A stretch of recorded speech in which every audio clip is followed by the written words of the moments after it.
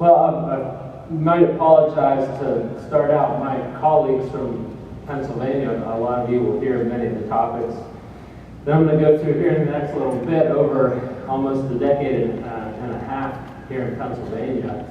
Many of you have heard some of these topics before. So how many of you are from Pennsylvania? Hands high. Yeah, so this talk is more meant for the remaining 6 of you. We are really excited to have 28 states represented here, and to have such a large majority in this conference of folks that are involved with management, and for making a lot of the things that we've been learning about through good science over the past several decades of making this stuff happen on the ground. And hence the theme of this conference, laying out the restoration roadmap. As you look at the topics of the different session titles, building capacity, this is where we're going in a little bit different direction with this, the 6th Fire and Oaks Conference. So let's kick this off here. And just to lay the groundwork of things that we know for sure. If you look at state forest action plans and state forest priorities, strategies, there's no question that oak forest, oak community sustainability is a major issue. It's one of the major forest conservation issues facing us. Whether you're looking at the plans from Pennsylvania, or North Carolina, or Michigan, or Massachusetts, or Missouri, oak sustainability, oak community sustainability is a major concern and among the major strategies wherever you're at in the range of these oak communities. That's for sure. So this is not my opinion part of this talk. This is the baseline for things that we definitely know. And it's resulted in multiple conferences over the years. This is the 6th over, since 2005. So it's obviously a major topic on the minds of forest conservationists. And you can repeat this graph, same thing, of representation of what we're seeing and the trajectory of our forests across many areas. That's birch and maple, especially in the smaller size classes across the landscape. These are our mixed oak communities. There's no questioning this trajectory. We are moving away from oak, mixed oak dominated communities to more mesic forest types. Again, the baseline, what we know from really good science and really good monitoring data across multiple areas. So I did at one point hear the question early on here in Pennsylvania, and it was said, well, you know, maybe birch will be worth something someday. What does that mean for forest health, resilience? Why do we care about these oak forest communities and the ecosystem functions that they provide, the wildlife habitat that they provide? So this isn't just about forest plans and timber and forestry. In 2005, U.S. Fish and Wildlife Service required each state to do its blueprint for conservation, these state wildlife action plans. And most states are in their 2nd iteration of these already. The same concerns are echoed with oak forest communities. And in fact, our Pennsylvania plan here, when I dug it out when I came back home to PA after a tour in the South, in Mississippi, North Carolina, and Tennessee, came home to find our state wildlife action plan right here listed fire exclusion as a major threat to key habitats for wildlife and species of greatest conservation need in Pennsylvania. So it's not just the forest plans that have a concern about our oak community sustainability, it's the state wildlife action plans as well. And so realizing this over the past 3 or 4 decades, we're looking at 30, 40 years here of a research focus within the U.S. Forest Service. A focus of research and funding dollars on the oak regeneration, oak sustainability problem as we're seeing it. It's been a major focus for forestry research over the years. And some of the brightest minds in natural resources science have been working on this. And through peer-reviewed papers, given us the scientific background we need as managers to go forward. The likes of Dave Loftus, Dave Van Leer, Pat Brose, Greg Nowacki, I'm certainly going to leave many out, Mary Arthur. These people have given us this science foundation over 30, 40 years of great research to move forward. And when I moved from North Carolina back home to Pennsylvania and we were moving, I had a huge box that was full only of the oak oak regeneration, oak sustainability, and fire papers. So not long after getting back to Pennsylvania, I was talking with Pat Rose, and he started talking about the idea of doing this synthesis of all this whole box of papers that I was lugging around and trying to sort out. And thank goodness he did it. So it was 5 years ago, almost to the day, in July of 2014, that Pat Rose, Dan Day, and Tom Waldrop did this synthesis of all that 30, 40 years of research into the oak sustainability issues. And herein we had 300 to 400 citations of all that work that had been done. And for me, one of the cool things, and this is one of the figures in there, it didn't just talk about oak forests, it talked about oak communities and ecological restoration. And it said things, pointed out things like that oak savannas used to be common across eastern North America, and now they only occupy a fraction of their former range. These same things are tied back into state wildlife action plans for species, wildlife that are in trouble because we've lost so many of these habitats. So this is a great synthesis document of all that work, all that funding, all that effort that's gone into learning more about the oak regeneration problem. And in that, I've tried to find better ways to say this, but there isn't a better way to say it than an excerpt or one of the last pages, a summary of this synthesis that's talking about presently fire is ecologically extinct as an important process, and upland oak ecosystems are in decline because of this absence of fire. That's a pretty strong statement over 40 years of the best research that's being done in forest resources. Prescribed fire, when applied correctly, along with other forest management practices, can reverse this decline and perpetuate upland oak ecosystems into the future. This, to me, is marching orders. This synthesis of all this work that was done and laying it out just like that. We're not having to go out on a limb here as managers. And as resource managers, we want to base what we're doing on sound science. And there are a lot of things that we're trying to do that we don't have as strong a science background as what's given to us right here in maintaining oak ecosystems. So over the decade and a half, I've shown this slide multiple times here in Pennsylvania, and over the years, it's been said that, well, you just think fire is a silver bullet. Ladies and gentlemen, there's only one silver bullet. But if you're trying to maintain oak ecosystems on a meaningful scale without fire, you might as well be this guy. Fire has got to be a part of that big picture. Is it only fire? No. And going back to this statement, along with other forest management tools, fire is necessary. So I cringe at times going to a conference, and I wanted to put that as a rule in this conference. No bar graphs, no R values. We want to get to the management focus of things. So here I am hitting you with the bar graph. But I cringe when these things come out and somebody says, well, we had this 100-acre burn unit and we ran silver plots in there. And we actually found the red maple will increase. Or look at all this sassafras that we got when we burned this 100-acre burn unit. So I've got to be able to pay for my plane ticket. I need to pull Ruffed Grouse into this just real quickly as president of the Ruffed Grouse Society. So I'm going to make a parallel here for work that I did. It's been back a while ago looking at ruffed grouse. So I'm going to ask a question. We'll talk about what we know from past research. What is a key habitat component for ruffed grouse and other forest associates like ruffed grouse? What's the key? Early successional young forest. Right. That's pretty much an axiom from 50 years of good research. So I was working on the Nantahala National Forest, and we, among other things, were looking at ruffed grouse habitat use.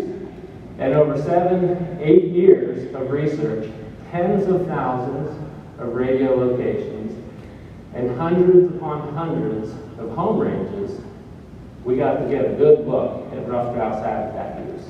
And guess what? Now every one of these ruffed grouse spent its entire life in young forest habitat. And in fact, a few of them didn't use young forest habitat habitat at all.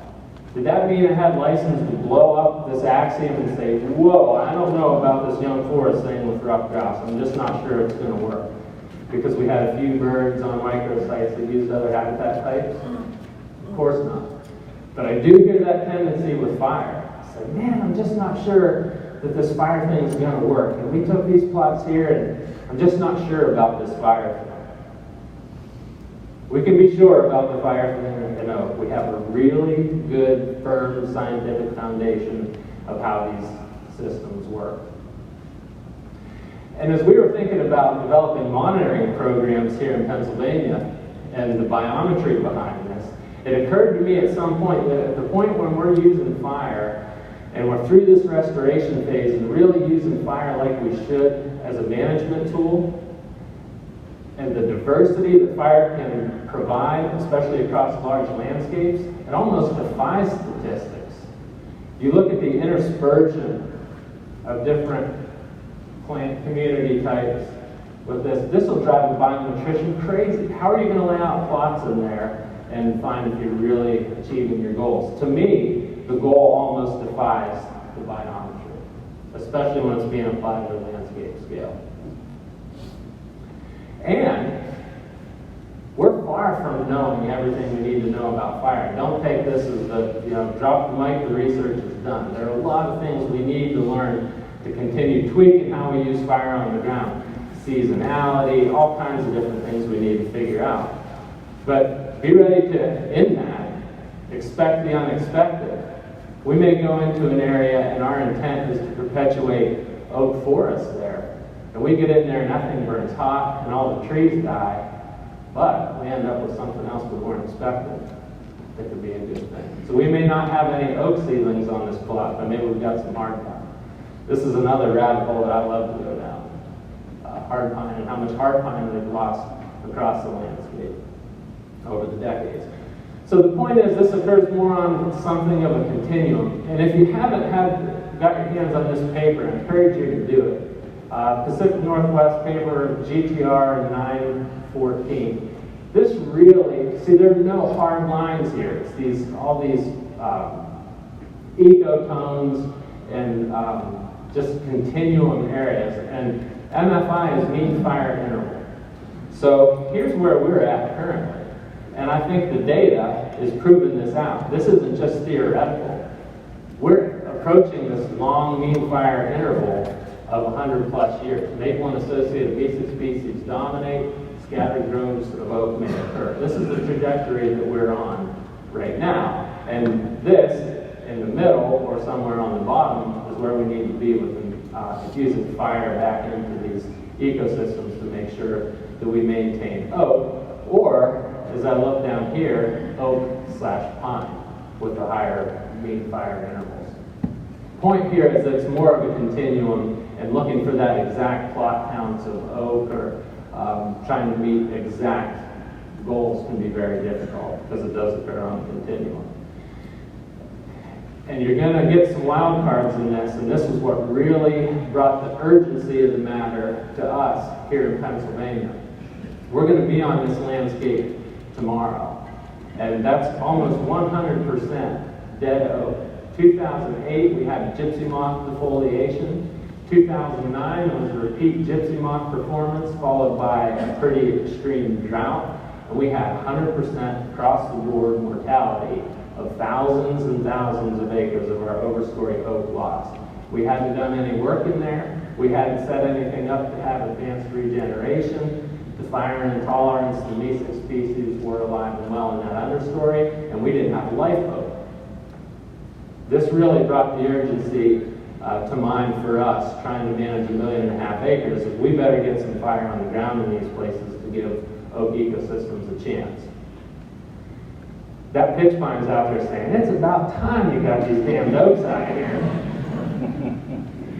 But when you think about the context there, and you can see it, those oaks were actually invaders that occupied that site over 75, pushing 100 years without fire in the mix. Again, totally separate rabbit hole. So the foundation is there.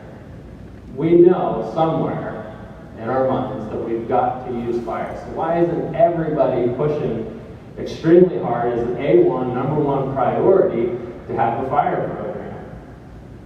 It's really difficult. There are a lot of unknowns, especially when you've never done it before. And we'll talk about that for what we did here in Pennsylvania. We hadn't done this before. We didn't have fire breaks. There's smoke from fires. There's urban interface. There's this whole quite complicated training, task book, NWCG thing to figure out.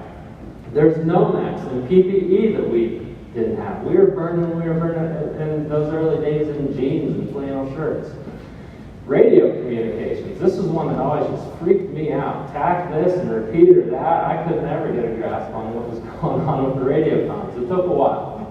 But there are a lot of intimidating things here. Engaging with emergency management people maybe haven't engaged with in the past. So there are all these complicated unknowns and things we haven't done before when we're trying to start a fire program. What's our constituent base going to think? The public, they let us know. Throw some love notes out there. If you can't see that, hens are on the nest, wait 2 weeks, stupid. Well, that's May 14th, and 2 weeks is early June, and we're not doing much prescribed burning in early June in Pennsylvania. And of course, there's this larger cultural piece. You know, the cultural piece was driven by the most successful marketing and communication campaign ever done in human history. So that's not a small tide to have to go against, although it is really interesting over the past couple of years, the opportunity we're seeing with the cultural shift in the ways that we talk about fire. And the cultural piece is a big part of this conference, and you're going to learn some more about that. All in all, I think a lot of times we're looking for that plot that didn't have more oats on it, so we can say, boy, I just don't know about this fire thing, because building a fire program is hard. It is the hardest thing you're going to probably do in your natural resources career if you're building it from scratch. But I think it's our responsibility to do it, and it certainly is work worth doing. So that brings us to this conference and the focus that we wanted to have with this conference. And we had talked about having the Fire and Oaks Conference here in Pennsylvania over the past 8 or 9 years or so. Things work out as they should. I'm glad that we're having it now, and we can frame the discussion as we will. We wanted to bring managers together to talk about what it takes to build prescribed fire programs, and to learn from each other, and to learn from what we were able to do here, because I can assure you, all of the roadblocks that you're seeing and the hurdles and the issues in your state, wherever you're at, we have them here as well. Tell me if a few of these look familiar to you. The state law that held burn managers criminally and civilly liable. So those few people that were burning in Pennsylvania pre-2009 were just nuts. They were crazy, criminally and civilly liable. I know a lot of you deal with that, state law issues. The culture of fire suppression. Of course, everyone's dealing with that. That's the smoky issue. Lack of prescribed fire training, experience, infrastructure. All of these things, even for states that have a strong suppression program, which each state does, it didn't mean there was prescribed fire experience or prescribed fire equipment or infrastructure ready to go. And then I'll just have this category, and I could probably list 6 or 7 slides of these. Call it general naysay. The burn windows in Pennsylvania are too narrow. Fire wasn't ever a factor here. The public's going to freak out. There's too much wooing. Fuel loads are too high. Can't burn that. Fuel loads are too low. You can't burn that. It's too expensive. We can just do the same thing with herbicide. The general naysay, on and on and on. We had it here, but there were a few people that weren't hearing it. And in about 2007, we formed our Prescribed Fire Council here. And this really was a collection of those people that really believed in the science and really wanted it. So the first thing, when I go somewhere and people are asking, well, how did you do what you did in Pennsylvania? That's the first thing. Get those people that really want it together and form a Prescribed Fire Council. That's what Florida told us when we went and asked them, how do we do this? And it was a great move. So this was all the players in Pennsylvania, and it still is to this day. Game Commission, TNC, our National Guard Training Center, Department of Military and Veterans Affairs, DCNR, Bureau of Forestry, of course, U.S. Fish and Wildlife Service. This brought all the people that were really interested in advancing prescribed fire together, and it made us a bit of a force. And well, this is a really long story short, and I hope that Ellen touches on some of this history a bit when she speaks in a while. It resulted in House Bill 262, the Prescribed Burn Practices Act, that in the summer of 2009 was unanimously approved. So this is a testament to the work that the council and the partners had done to get something unanimously approved in the legislature. This provided the liability protection and set up standards. You're going to see presentations about this throughout the week. End result is this trend. And this is from the agency that I work with here in Pennsylvania, but the trend statewide for all agencies, all organizations burning in Pennsylvania is the same. There was essentially no fire on the landscape. Now up in just a few years, a decade only, where we're at tens of thousands of acres annually being burned here. And this to me really is the conservation calling that we have. So I remember being an undergrad in school, and of course you're learning about Teddy Roosevelt and Gifford Pinchot and Aldo Leopold and the great things that they were able to do. And I remember thinking, well, it was their time. I mean, you had market hunting, you had overexploitation, there wasn't any conservation movement. These were big issues, and it was just their time, and they took advantage of that. With what we're dealing with today, we're looking at the potential extinction of an entire ecosystem that we value for its ecosystem function, its wildlife, its products. We're looking at unforeseen changes with climate change. We're going to have to deal in this space with carbon sequestration and what all that means for our forest management. We've got huge challenges and huge issues, and I would say they rival the issues that these individuals saw when they were working as the forefathers of conservation. So that's what we've done at this conference, was thinking about people that we know, conservation leaders across the country, who are problem solvers, people like Sam Lindblom, Craig Hartford, John Wakefield, people who are making these things happen day in and day out.